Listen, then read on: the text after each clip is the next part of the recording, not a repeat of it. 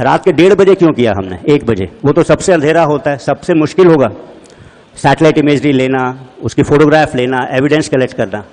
फिर भी हमने रात के 1 या 1:30 बजे किया। ऐसा क्यों था? ऐसा 2 कारणों से था। एक तो हमें अपनी क्षमताओं के, अपनी कैपेबिलिटीज़ के ऊपर भरोसा था कि रात में भी करेंगे तो रात में भी उसकी इमेजरी ले सकते हैं। और दूसरा इंपॉर्टेंट चीज़ ये थी कि हम लोग सिविलियन कैजुअलिटीज़ जो है अवॉइड करना चाहते थे। सबसे बेहतर समय होता 5:30-6 बजे का टाइम, जबकि उजाला होना शुरू हो जाता है, बट वो टाइम जो है पहली अजान या पहली नमाज का भी होता है। तो उस टाइम उसी भावलपुर में, मुरीदके में इस तरह का चहल पहल शुरू हो गई होती, तो काफ़ी सारे सिविलियंस मारे जाते। हो सकता है वो टेररिज्म के साथ उनका कनेक्शन हो ना हो, तो हम लोग वो चीज़ अवॉइड करना चाहते थे कम्प्लीटली।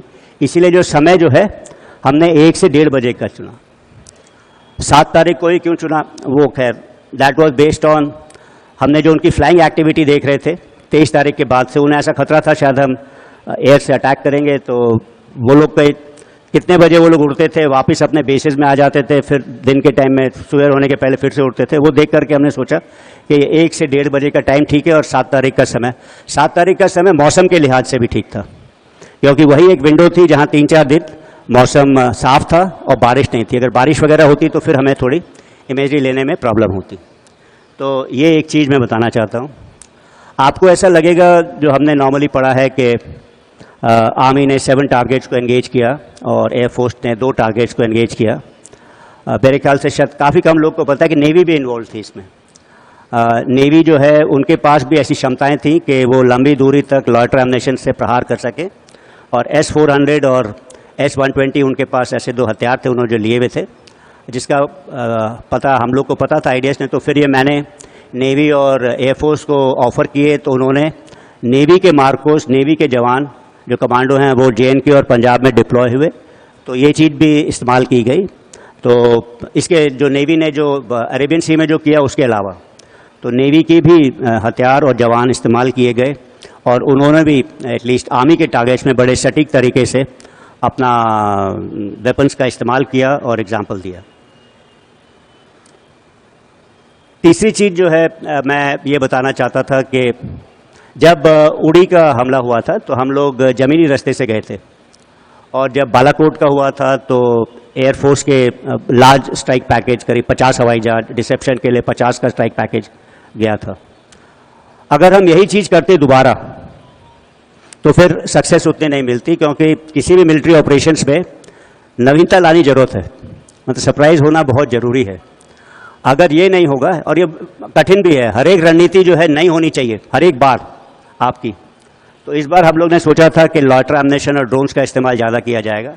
ये क्षमता जो है हमने आखिर एक्वायर करनी शुरू की थी अज़रबैजान और आर्मेनिया की लड़ाई के बाद में।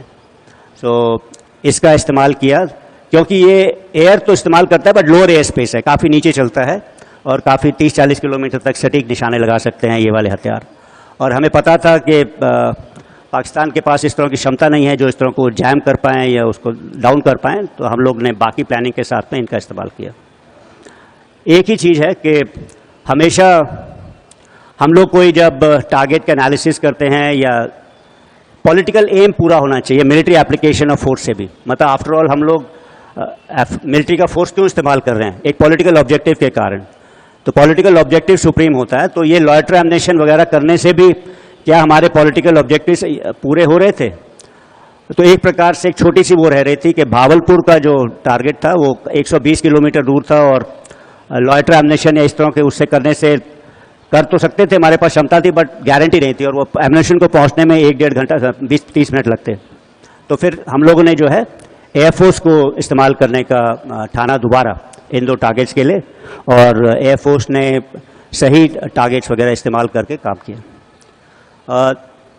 आखिरी चीज़ ये बताना चाहूँगा कि ये प्रिसिशन स्ट्राइक्स जो हमने की इतनी लंबी दूरी में, 100-150 कभी 30 किलोमीटर में, इतनी छोटे से इलाके में घर के ऊपर इस चीज़ को गिरा देना, मतलब इट्स कभी कभी लगता है कि ये एकदम नामुमकिन काइंड की चीज़ है। रात के अंधेरे में आप यहाँ से कोई चीज़ कर रहे हो जो 30 किलोमीटर दूर जाएगी और इस मंच के ऊपर यहीं पे गिरेगी, बिल्डिंग के सेंटर में, जो कि जितने भी JNK के अंदर टारगेट्स थे जो आर्मी ने एंगेज किए, जैसे इनके एयरफोर्स के भी टारगेट, सभी जगह जो है सटीक निशान लगा। तो ये क्यों कैसे होता है, इसके पीछे बड़ी कड़ी मेहनत है। तो मतलब ये ज्योग्राफी है इसमें बड़ी सारी, जो स्पेशल स्टडीज़ हैं इसमें जो है कितनी एलिवेशन है टारगेट का, कितनी ऊंचाई है, कितनी दूरी है, कितना एंगल है, कहाँ से जाएगा, एक पूरी साइंस है मेंसुरेशन कैलकुलेशन की, काफ़ी कैलकुलेशन होती है, रिकॉग्निशंस होती है, उसके बाद जब आप ये कर पाते हो तब इस तरह की एक्यूरेसी आपको मिलती है। तो ये ऐसा नहीं है कि आपने यहाँ से बटन दबाया तो मिसाइल गई और वहाँ गिर गया, ना, ऐसा नहीं है। तो काफ़ी मेहनत लगती है और ये आसान नहीं।